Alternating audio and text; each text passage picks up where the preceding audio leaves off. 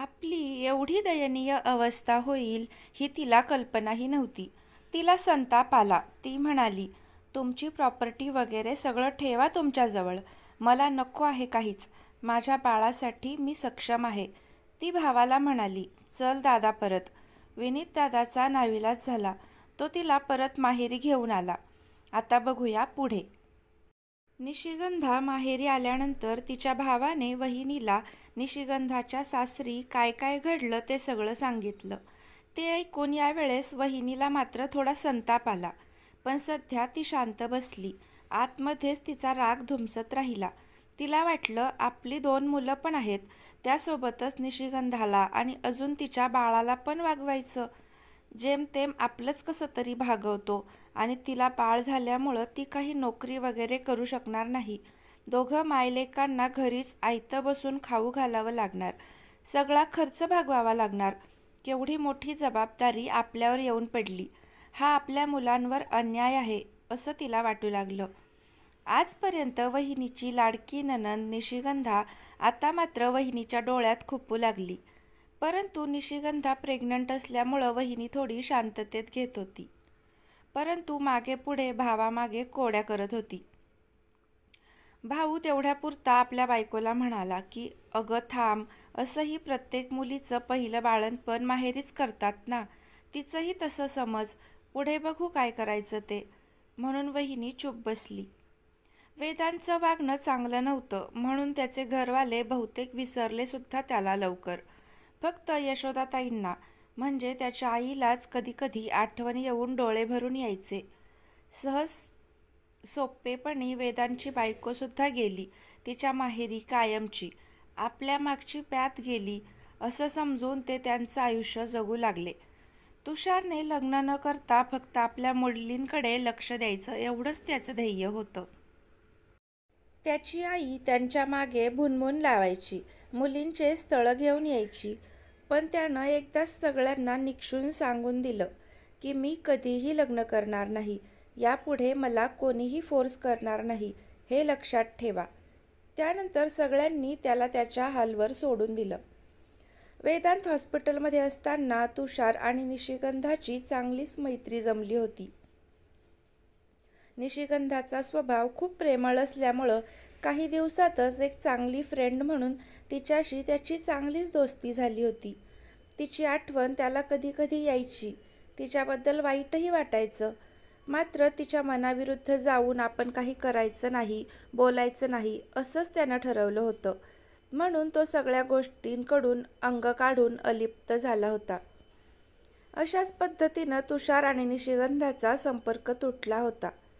योग्य वेळी तिचं बाळंतपण झालं. मुलगा झाला. मुलाचं नाव तिनं आपले एकाकी जीवन जगायला देवानं दिलेला एक प्रसाद म्हणून मुलाचं नाव प्रसाद ठेवलं. आपल्या बाळासाठी ती सगळं विसरून फक्त आपल्या बाळासाठी जगायचं हे एकच ध्येय मनाशी घेऊन ती आपलं आयुष्य जगू लागली. मात्र आता वहिनीला ती जास्तच नकोशी झाली होती. कारण तिचा खर्च, तिच्या मुलाचा खर्च, मुलाचा दवाखाना सतत करावं लागत असल्यामुळं ती वैतागली होती. ती नेहमी म्हणायची की तुझ्या सासरी जाऊन तुझ्या हक्काची प्रॉपर्टी मागून घे आणि तू आणि तुझा मुलगा सुखाने खाऊ शकता. त्यांना नाही सांगितलं तर कोर्टात खेच त्यांना. कोर्टाच्या नावानं आपोआप देतील ते. फक्त धमकी दे कोर्टात जायची. गरज पण पडणार नाही. पण निशिगंधानं बघितलं होतं की त्यांनी चक्क नकार दिला होता आणि पुन्हा पुन्हा त्यांच्या घरात जाऊन भिक्कासारखे मागून घेणं तिला आवडत नव्हतं. तिनं वहिनीला चक्क सांगितलं की वहिनी, मी तुमच्या जीवावर राहत नाही. मी आत्ताच माझी स्वतःची नोकरी करते. मी सुद्धा शिक्षित आहे. मला चांगली नोकरी सहज मिळेल. माझ्या बाळाला मी वाढवीन पण त्यांच्याकडे जाणार नाही काहीच मागायला. वहिनीनं नाक तोंड मोडलं आणि म्हणाली, जा कर नोकरी. सुखानं जगायला मिळणार ते नाही बघत तर तुला हवं ते कर. वहिनी निघून गेली घरात. मात्र निशिगंधाच्या डोळ्यांना धारा लागल्या. ती मनात म्हणाली, अरे कितीही चांगले लोक असले, अगदी आपल्या जीवाभावाचे लोकसुद्धा परिस्थितीनुसार बदलतात. जसा सरडा रंग बदलतो तसा. कसं जग आहे हे खरंच. याचा अर्थ जगात कोणीही आपलं नाही, आपण आपले स्वतंत्र आहोत. हा माझा, तो माझा असं काहीच नाही. जर वाईट परिस्थिती आली तर सगळे सोडून जातात, एकटं पाडतात आपल्याला. मी पण माझ्या बाळाला एकटं पाडणार नाही, कोणाच्या आधारे जगायला लावणार नाही. मी त्याची आई, सक्षम आहे त्याच्यासाठी. असेल तो वेदांचा अंश, पण माझ्या रक्तामासात तो वाढलेला आहे. माझ्या पोटात मी त्याला स्थान दिलं आहे. जास्त तो माझा आहे, म्हणून माझ्या बाळाला मीच वाढवेन.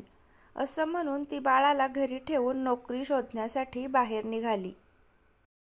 ती मुळातच हुशार असल्यामुळे तिचं टॅलेंट बघून तिला लवकरच एका चांगल्या कंपनीत नोकरी लागली.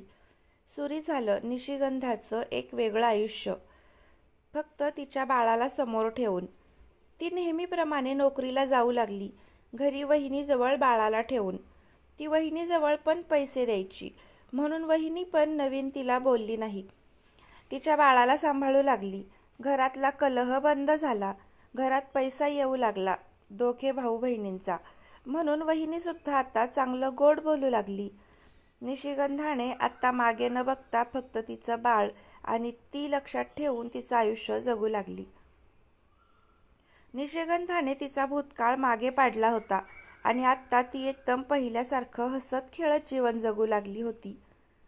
तब्बल 4 वर्षानंतर निशिगंधासोबत ऑफिसात काम करणारी मैत्रीण रुचा घोडके आपल्या स्कूटीवर आली आणि तिला अंगणातूनच आरोळी मारू लागली.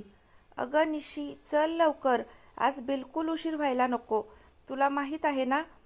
निशिगंधा प्रसादला व्यवस्थित जेवू घालून, त्याचा टिफिन पॅक करून, त्याला गोड बोलून समजूत घालून शाळेत पाठवत होती. तिनं घाईघाईनं स्वतःचा टिफिन पर्समध्ये ठेवला आणि म्हणाली, थांब ग, लगेच आले, आटोपलंच आहे माझं सगळं. याला रिक्षात बसवते आणि आपण पण लगेच निघू. प्रसाद म्हणाला, मम्मी, मी लवकर येऊन जातो शाळेतून, पण तू लवकर येत नाही. मला घरी तुझ्याशिवाय करमत नाही. मामी ओरडते मला, खेळू पण देत नाही. मुलाचे शब्द ऐकून तिच्या हृदयात सर्र झालं. तरीही हसतच ती म्हणाली, अरे नाही बाळा, मी लवकर येणार. तू मामीचं सांगितलेलं ऐकत नाही ना, म्हणून ओरडत असेल. मस्ती करायची नाही. मी येईपर्यंत अभ्यास करत बसायचा शांतपणे, मग नाही ओरडणार मामी तुला. पण त्याचं पालुपत चालूच होतं. पण तिला उशीर होत होता. तिनं कसं तरी ओके, मी लवकर येत जाईन, तुझ्यासाठी चॉकलेट पण आणीन वगैरे वगैरे समजावलं. असं म्हणून निशिगंधा तिच्या मुलाला, 4 वर्षाच्या प्रसादला घेऊन बाहेर आली. लहान मुलांना घ्यायला येणारी गाडी बाहेरच उभी होती. ड्रायव्हर बोलावत होता, चला बसा लवकर, व्यवस्थित बसा. निशिगंधानं प्रसादला बसवलं, त्याला बाय केलं. नंतर ती रुचाच्या स्कूटीवर मागे बसली आणि दोघीही घाईतच निघाल्या. दररोज निशिगंधाला त्याचं व्यवस्थित करून परत तिची स्वतःची तयारी करून ऑफिसला जावं लागायचं. भरपूर वेळा वहिनीची तब्येत बरी नसायची तर लवकर उठून तिला स्वयंपाकसुद्धा करावा लागायचा. भावाचा, तिचा टिफिन, भाच्याच्या स्कूलचा टिफिन आणि स्वतःच्या मुलाचं पण आवरावं लागायचं. भावाची मुलगी भारती, तिचं 2 वर्षापूर्वी लग्न झालं होतं. ती तर सासरी गेलेली होती. ही रुचा अजून कोण, तुमच्या मनात आलं असेल तर रुचा ही तिची ऑफिसमधली सहकारी. काही दिवसांपूर्वीच तिच्या ऑफिसला तिची सहकारी मैत्रीण रुचा घोडकेशी मैत्री झाली होती. एकमेकींशी ओळख झाली आणि तिच्याच घरासमोरून ती जात असल्यामुळं रुचानेच निशिगंधाला सांगितलं की मी एकटीच असते स्कूटीवर, माझ्यासोबत येत जा. दोघींना एकमेकींची सोबत होईल. त्यामुळे दोघींची चांगलीच मैत्री जमली होती. दोघीही जवळजवळ सारख्याच वयाच्या असल्यामुळं त्यांच्यात पटकन एकमेकांशी घट्ट मैत्रीचं नातं जुळलं होतं. रुचाही निशिगंधापेक्षा दिसायला थोडी कमीच देखणी होती, पण खूप बडबडी आणि अगदी मोकळेपणाने बिनधास्त बोलणारी. दोघीही 26-27 वयाच्या होत्या. मात्र रुचा अजूनही अविवाहित होती. तिला हवा तसा लाईफ पार्टनर तिच्या मते अजून तिला मिळाला नव्हता. पण ती बिनधास्त स्वभावाची असल्यामुळं आईवडिलांनी खूप वेळ तिला लग्नासंबंधित फोर्स केला. पण ती सांगायची की ज्या दिवशी माझ्या आयुष्यात प्रवेश करणारा हाच तो परफेक्ट होणारा लाईफ पार्टनर, असं माझ्या डोक्यात ज्या दिवशी क्लिक झालं त्याच दिवशी लग्न झालं म्हणून समजा. पण तोपर्यंत मी म्हातारी झाली तरी मी लग्न करणार नाही असंच तिनं ठरवलं होतं. म्हणून आईवडिलांनी पण खूप समजावून सांगितल्यानंतर ती ऐकत नाही तर नाद सोडून दिला होता. ती निशिगंधाला म्हणायची, अगं किती लवकर लग्न झालं, 4 वर्षाच्या मुलाची आई झाली तू डायरेक्ट. अजून एन्जॉय करायचं तुझं वय आहे आणि तू अगदी ठमा काकूसारखी अंग भरून पंजाबी ड्रेस घालते किंवा साडी नेसते आणि फक्त काम एके काम करत असते फक्त. अशी लाईफ असते का? तू अजून माझ्यापेक्षा किती पटीनं सुंदर आहेस आणि माझ्यासारखे मॉडर्न कपडे घातले, मॉडर्न मेकअप केला तर किती हॉट दिसशील. मुलं अगदी लाळ घोटतील तुझ्या मागे. निशिगंधा म्हणायची, अगं तुझं लग्न बाकी आहे ना, सगळं तू कर एन्जॉय. मी नाही बाई, माझं लग्न झालं, संसार थोडक्यात आटोपला. आता फक्त माझं बाळ, माझा प्रसाद हेच माझं आयुष्य. बस मला दुसरं काही नको सांगू. हे ती म्हणायची खरी, पण त्याच वेळेस तिच्या हृदयात खूप भावना दाटून यायच्या. मागच्या आठवणी मनात गर्दी करायच्या, पण ती लगेच विसरायचा प्रयत्न करायची. तिला आता मागे फिरून बघायचं नव्हतं. आपलं आयुष्य फक्त आता आपल्या मुलासाठीच एवढंच लक्षात ठेवायची. त्या दोघी स्कूटीवरून निघालेल्या होत्या. पुढे बडबड करत रुचा स्कूटी चालवत होती. रुचा म्हणाली, अगं आज पटकन पोहोचावं लागेल, माहीत आहे ना, आज नवीन बॉस येणार आहेत आपल्या ऑफिसमध्ये बदली होऊन. निशिगंधा काहीच बोलत नाही असं बघून रुचा थोडी मागे मान वळवून विचारते, काय ग निशे? निशिगंधा एकदम दचकते. दचकून अगं काही म्हणालीस का ग तू? रुचानं एक सुस्कारा सोडला आणि म्हणाली, घ्या, मी आपली सतत बडबड बडबड करते आहे आणि मॅडम कुठल्या विचारांच्या जगात हरवल्यात काय माहीत. निशिगंधा, मी या हवेशी बोलते आहे का ग? का आपण तिथं पोचण्या अगोदरच तुझं मनच गेलं तिकडे, नवीन बॉस कसा असेल म्हणून? त्याच्याच विचारात तर हरवली नाहीस ना? असाच विचार करते आहेस ना नक्की? रुचा हसून म्हणाली, अगं नाही ग, काय पण वेडपटसारखा विचार करू नकोस. निशिगंधा, तुझं गप्प राहणं बघून काय बोलणार मग मी? रुचा. निशिगंधा म्हणाली, नाही ग, माझ्या प्रसादचा विचार येतो माझ्या मनात. तो थोडा आगाऊ आहे, चंचल आहे, मस्ती करत असेल म्हणून वहिनी त्याला ओरडत असेल, कदाचित मारत पण असेल. त्याला कळत नाही ना ग, काय करणार? मी बाहेर नोकरीला जाते, पण सगळं चित्त माझं घरीच असतं. ती अगदी केविलवाणेपणी सांगू लागली. रुचा म्हणाली, नाही ग, व्यवस्थित असेल तो. तू ओव्हर टेन्शन घेते आणि तुला तसं वाटत असेल तर वहिनीला थोडं बोलून देत जा, कारण तूही कमावते, घरी बसून थोडीच असतेस. चल जाऊ दे, आजचा दिवस तो विचार सोड. आज नवीन येणारा आपला बॉस कसा असेल तो विचार कर. तरुण असेल, हँडसम असेल का ग? असा जर असेल ना, मग पुष्पा मॅडमकडे बघायला नको, नुसती पुढे पुढे करेल बॉसच्या. आणि आज सगळेच लेडीज स्टाफ खूप सारा मेकअप, छान छान कपडे वगैरे घालून येतील बॉसला इम्प्रेस करायला.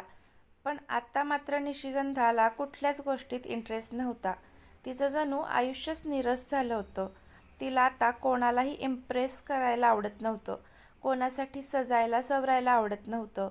तिच्या आयुष्यात मिळालेल्या धक्क्यानं, परिस्थितीनं तिचं पूर्ण आयुष्यच बदलून गेलेलं होतं. ज्यांना ती आपलं समजत होती ते सुद्धा वेळेनुसार तिच्याशी व्यवस्थित वागत नव्हते. अगदी सगळ्यांनीच वेळेवर आपले रंग दाखवले होते. तिचे सासू सासरे, जेठ जेठानी, भाऊ बहिणी, अगदी सगळ्यांनीच. खूप लवकर आयुष्याचे रंग तिला कळले होते. रंगबेरंगी स्वप्नांनी भरलेलं तारुण्य तिचं लवकरच बेरंग झालं होतं. वेदांतशी लग्न केल्याबरोबरच तिचं स्वप्न तर आधीच चक्काचूर झालंच होतं. उरलं सुरलं नातेवाईकांनी आपल्याच लोकांनी केलं आणि अशा बेरंग आयुष्यात पुन्हा रंग भरण्याची तिला हिंमत नव्हती आणि इच्छाही नव्हती. आपले लोकसुद्धा परिस्थितीनुसार आपल्यापासून किती दूर जातात, मनाने किती व्यवहारी बनतात हे तिनं जवळून बघितलं होतं. म्हणून सध्या तर तिचा नात्यांवरचा विश्वासच पार उडाला होता. कोणावरही विश्वास ठेवायला ती आता राजी नव्हती. फक्त आपल्या मुलाला डोळ्यासमोर ठेवून आयुष्य जगायचं, एवढंच ध्येय तिचं आता बाकी होतं. म्हणून आला दिवस ढकलायचा, पोट आहे म्हणून 2 घास पोटात घालायचे, कसं तरी जगायचं म्हणून श्वास घ्यायचा आणि हे सगळं करण्यासाठी पैसा कमवायचा, नोकरी करायची, एवढंच आता बाकी होतं तिचं. एकदम कमी वयात पोक्त झाल्यासारखी ती वागू लागली होती. ऑफिसला जाताना तिच्याबरोबरच्या तरुण महिला अगदी मॉडेल ड्रेस, मॉडेल केस रचना करून अगदी नटून थटून जायच्या. ऑफिसात सुद्धा पुरुष सहकाऱ्यांसोबत हसत खेळत वागायच्या, बिनधास्त मोकळं वागायच्या. पण ही मात्र चापून चोपून वेणी घालायची. लांब सडक केस होते तिचे, काळेभोर, पण मात्र असेच गुंडाळायची कशी तरी फिट्ट वेणीत. साडी किंवा पंजाबी ड्रेस घालायची आणि ऑफिसात आल्यावर फक्त काम बघायची. इतर कुठेही लक्ष न देता स्वतःच्या विश्वातच हरवायची. कधी कधी तिच्याकडे बघून सहकारी महिला आणि पुरुष एकमेकांशी कुजबूज करायचे, म्हणायचे, आली काकूबाई. तिला ऐकू यायचं, तरीही ती कोणालाच काही बोलायची नाही. कारण जेव्हा आपलेच दात आपल्याच ओठांना चावतात तेव्हा दुसऱ्या लोकांचं वागणं बघून कधीच वाईट वाटत नाही. मात्र सध्या 5-6 महिन्यांपासून तिची रुचा नावाच्या मुलीशी मैत्री झाली होती. निशिगंधा ही कमी जास्त आपल्याच वयाची मुलगी आहे म्हणून. रुचा तिच्याशी मनमोकळं बोलायची, सगळं शेअर करायची. स्वभाव पण चांगलाच होता तिचा, अगदी मनमोकळा, बिनधास्त. आणि निशिगंधा तिला एक मैत्रीण म्हणून आवडायची, कारण तिचं वागणं असली होतं, इतर मुलींसारखं नकली नव्हतं म्हणून. रुचाला पुष्पगुच्छ विकणारा मुलगा दिसला. तिनं लगेच स्कूटी थांबवली. ती निशिगंधाला म्हणाली, अगं चल, त्यांच्या स्वागतासाठी पुष्पगुच्छ वगैरे घेऊ, लगेच निघू. निशिगंधा म्हणाली, अगं राहू दे पुष्पगुच्छ, असंच स्वागत करू आपण, कारण वेळ झाला आहे अगोदरच. ती महामाया आपली मॅनेजर पुष्पा भावे ओरडेल माझ्यावर. तिनं आजच्या दिवस थोडं आधीच बोलावलं होतं मला. आपण जाईपर्यंत नवीन बॉस आलेले नसतील तर चांगलंच होईल, नाहीतर माझं काही खरं नाही. ती पुष्पा मॅडम मलाच पूर्ण झाडेल, पूर्ण संताप माझ्यावर उतरून टाकेल. अगोदरच खूप वेळा मला लेट होतो. रुचा म्हणाली, अगं घाबरू नकोस उगाच. तिचा सगळा मूड येणाऱ्या बॉसवर अवलंबून आहे. जर बॉस हँडसम असेल, तरुण असेल तर ती तुला माफ करेल, काही बोलणार नाही. सगळं बॉसला इम्प्रेस करण्यावर भर देईल ती सगळा. हो नाही म्हणत रुचानं पुष्पगुच्छ घेतला. तिनं 2 गुच्छ घेतले. निशिगंधाला सांगितलं, एक तू दे आणि एक मी. निघाले दोघेही. पण निशिगंधाकडे बघून रुचा म्हणाली, अगं आजच्या दिवस तरी चांगले मॉडेल कपडे घालायला हवे होते ना. काय तू पण. देवाने एवढं सुंदर रूप दिलं आहे, पण त्याचा उपयोगच करत नाही तू बिलकुल. काश तुझ्या वाट्याचं मला दिलं असतं तर असं रूप. निशिगंधा हसत म्हणाली, चल काय पण तुझं, तूही काही वाईट नाहीये, छान दिसतेस. रुचा बारीक तोंड करून म्हणाली, हो ग, छान तर दिसतेच मी, पण खूप मेहनत घेऊन छान झालेली असते. पार्लरमध्ये खूप पैसे खर्च केलेले असतात. या मॉडेल कपड्यांसाठी खर्च केलेला असतो, तेव्हा इतकी सुंदर दिसते. तसं मात्र तुझं नाही. तू कसेही कपडे घातले, कशीही राहिलीस तरी सुंदर दिसते. अजून माझ्या एवढी मेहनत घेतली असती स्वतःच्या सौंदर्यावर तर माशाल्ला गजब केला असता तू. ऑफिसात काम करायचं सोडून तुझ्याकडेच बघितलं असतं सगळ्यांनी. निशिगंधा म्हणाली, चल चावटपणा करू नकोस. बघ ती महामाया संतापात उभी दिसते आहे मला. तिनं मला अर्धा तास लवकर बोलावलं होतं, पण तरीही वेळ झालाच. त्यांनी ऑफिसच्या बाहेर गाडी थांबवली. दुरूनच पुष्पा मॅडम त्यांना दिसली होती. रुचा म्हणाली, अगं थांब, 1 मिनिटात तिचा मूड बदलवते मी. आज नवीन बॉस येणार म्हणून बघ किती मेकअप केला आहे तिनं. पण एखादी चुडेलसारखी दिसते आहे. उलट ती डार्क कलरची लिपस्टिक ओठांना रगडून घेतली आहे. ते जाड ओठ कितीही लिपस्टिक लावली तरी काय सुधारणार आहेत का? ते नकटं नाक, जसं काही रामायणात लक्ष्मणाने शूर्पणखाचं नाक कापलं तसंच दिसतं आहे. ते मिनीस्कर्ट घालून घेतले. किती त्या माणसाला मांड्या दिसत आहेत आणि स्वतःला सुंदर समजते. चल जाऊ तिच्यासमोर. दुरून कशी खाऊ की गिळू करते आहे. बघ कशी बघते आहे मारक्या म्हशीसारखी. तो येणारा बॉस तरुण नसून थोडा म्हातारा निघायला पाहिजे. मग बघ कसा फटक्यात मेकअप उतरेल तिचा. आत्ता हवेत उडत आहे. रुच्याच्या बोलण्यावर निशिगंधा म्हणाली, अगं तू तिच्या दिसण्याला नावं ठेवत आहे की तिनं तुझ्यापेक्षा जास्त मेकअप केला आहे, तुझ्यापेक्षा भारी ड्रेस घातला आहे, त्यामुळं जीव थोडा जळतो आहे असं मला वाटतं. निशिगंधा गालात हसत आणि तिरपा कटाक्ष रुच्याकडे टाकत चेष्टेने म्हणाली. रुच्या म्हणाली, अगं तू माझी मैत्रीण आहे का तिची? करू दे कितीही मेकअप, पण कशी दिसते बघ ना. निशिगंधाला हसायला आलं. इतक्यात त्यांची मॅनेजर पुष्पा भावे त्यांच्याजवळ येत म्हणाली, हसा अजून, चांगले हसत खिदळत या. निशिगंधा, मला वाटतं तुलाही या रुच्याचा वाण नाही तर गुण लागला वाटतं. काय बोलली होती ही रुच्या, सांग बरं मला. माझ्याबद्दल तुम्ही काहीतरी कमेंट करत होतात हो ना? निशिगंधा म्हणाली, हो मॅडम, रुच्या तुमच्याबद्दलच मला सांगत होती. रुच्या निशिगंधाकडे डोळे फाडून बघू लागली. ती थोडीशी घाबरली. तिला वाटलं, आत्ता मी पुष्पा मॅडमची जी मजाक उडवली, आत्ता ही धर्मराजाची बहीण तेच खरं खरं सांगते की काय, असं तिला वाटू लागलं.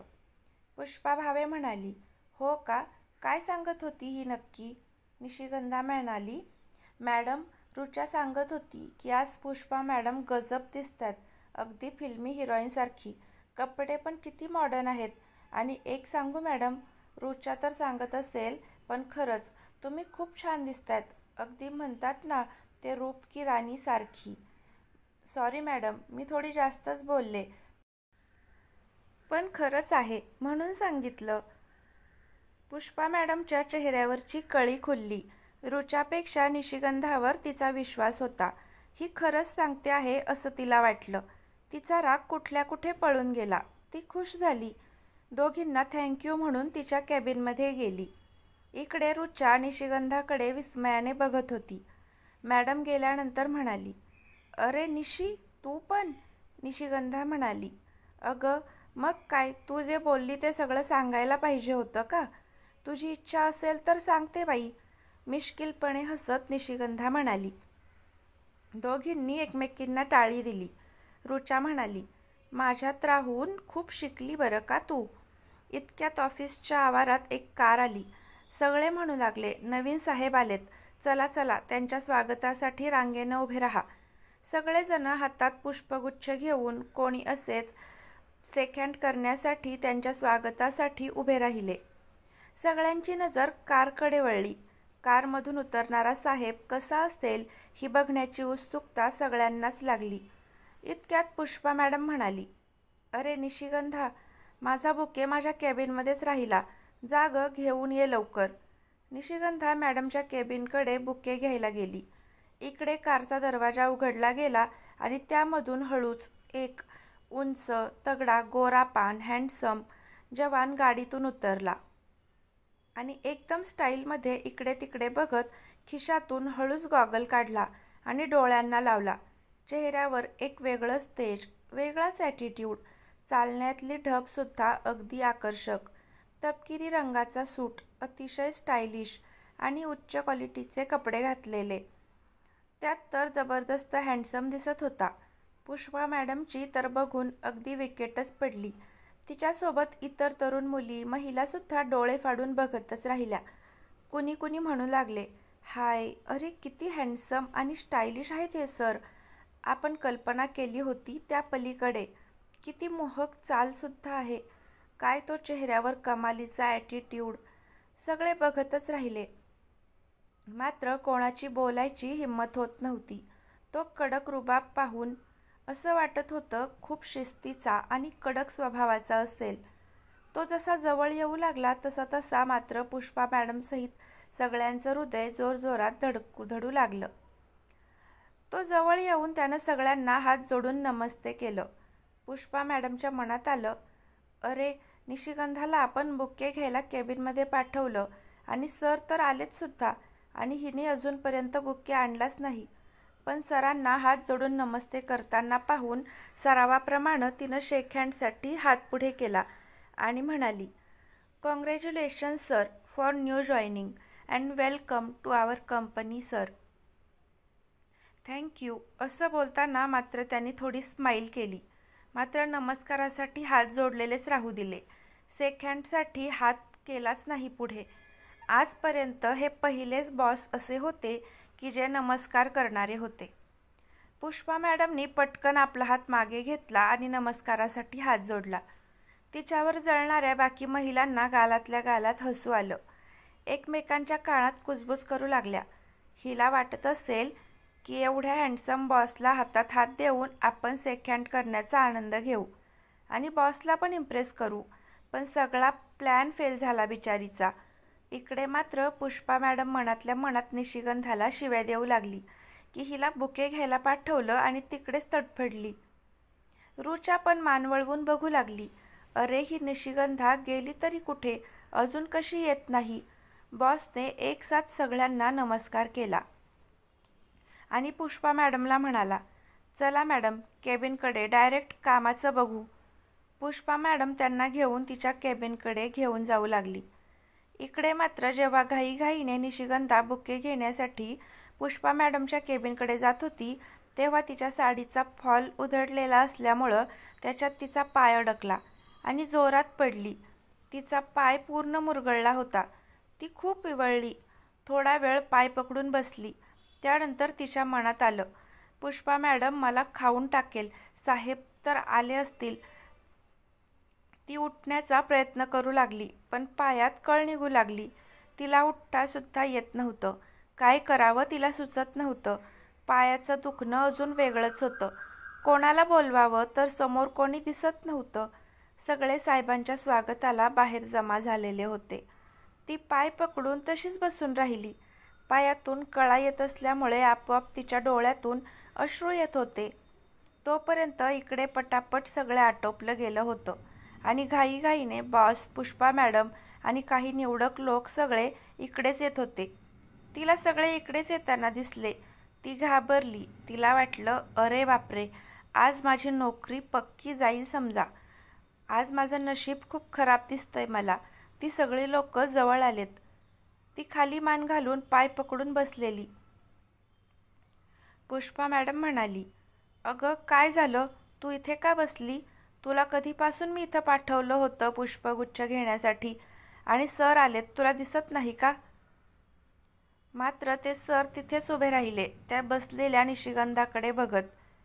निशिगंधाने हळूच वरती मान केली आणि तिच्या डोळ्यात खूप भीती होती. ती सांगू लागली पुष्पाला की माझा पाय. इतक्यात त्या सरांच्या तोंडून, अरे तुम्ही इथे, असं बोलले. तिनं त्या आवाजाकडे बघितलं तर तिचा तोंडातला शब्द तोंडातच राहिला. तो दुसरा तिसरा कोणी नसून तुषार होता. तिचा स्वर्गवासी झालेला नवरा, वेदांचा जिवलग मित्र, त्याच्या हॉटेलचा भागीदार आणि हॉस्पिटलमध्ये असताना निशिगंधाशी सुद्धा त्याची दोस्ती झाली होती. तोच तो तुषार. तुषार दिसला आज पुन्हा 4 वर्षांनी. तुषार तिच्या समोर आला होता, जे तिनं साधी कल्पनाही केली नव्हती आजपर्यंत. फक्त ती आणि तिचा मुलगा एवढंच तिचं जग सध्या राहिलं होतं आणि पुन्हा 4 वर्षांनी तुषार अशा पद्धतीनं आपल्यासमोर येईल याची तिला कल्पनाही नव्हती. तिलाच काय, तुषारलाही तसं वाटलं नव्हतं. निशिगंधा तुषारला तर अगोदरपासून आवडत होती. मात्र ती आपल्या मित्राची बायको आहे म्हणून तो तिच्यापासून लांब राहायचा आणि तिच्याशी आदरानेच वागायचा. थोडंसंही त्याच्या मनात तिच्याबद्दल कधी वाईट विचार आले नव्हते. मात्र कुठेतरी अंतर्मनात तिच्यासाठी तुषारच्या मनात जागा होती. म्हणून त्याच्याने तिचं दुःख तिला त्रासात पाहवत नव्हतं.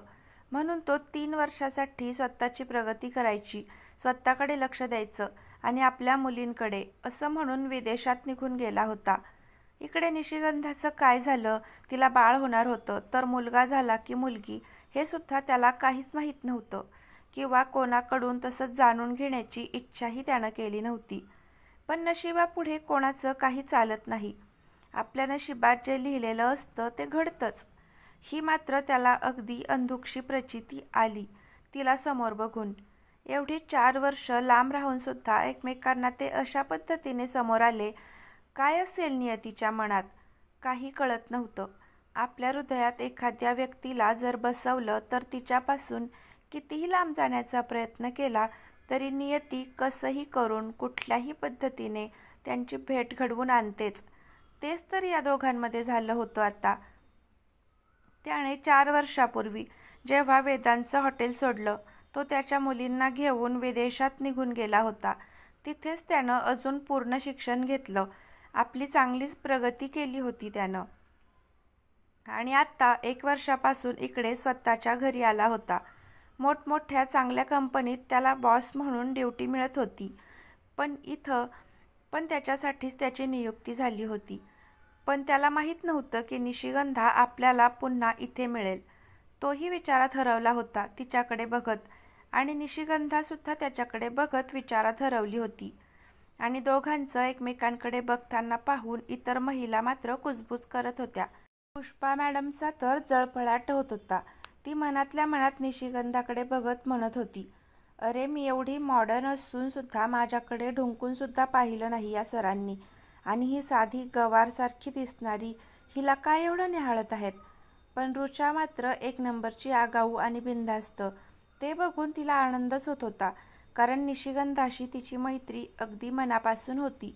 ती एकदम म्हणाली, सर बघतच राहणार का, उठवा ना तिला. तिचं वाक्य ऐकून सगळ्यांनी एकदम तोंडाला हात लावले. अरे हिची एवढी हिंमत, डायरेक्ट एवढ्या बॉसलाही ऑर्डर करते आहे. आता हिचं काही खरं नाही बुवा, पुरती आगाऊ मुलगी आहे. नकळत रुचाच्या तोंडून शब्द निघाला, पण तिनेही एकदम तोंडावर हात ठेवला. तीही एकदम भानावर आली, आणि आपल्याकडून हे काय झालं तिलाही असं वाटलं. ती एकदम सॉरी सर असं म्हणाली. मात्र तिच्या बोलण्यानं तुषार एकदम भानावर आला, आणि निशिगंधानंही पटकन खाली मान घातली. तुषारनं तिला हात दिला आणि म्हणाला, द्या हात उभे राहण्यासाठी. एवढ्या लोकांमध्ये तुषारच्या हातात हात देणं तिला कसं तरीच वाटत होतं. पण सगळ्यांसमोर जास्त नाटकही करता येणार नाहीत, म्हणून तिनं हात दिला. आणि उभं राहण्याचा प्रयत्न करताच ती एकदम खाली बसली. तिच्या डोळ्यातून अश्रू आले, कारण तिच्यानं उभं राहवलं जात नव्हतं.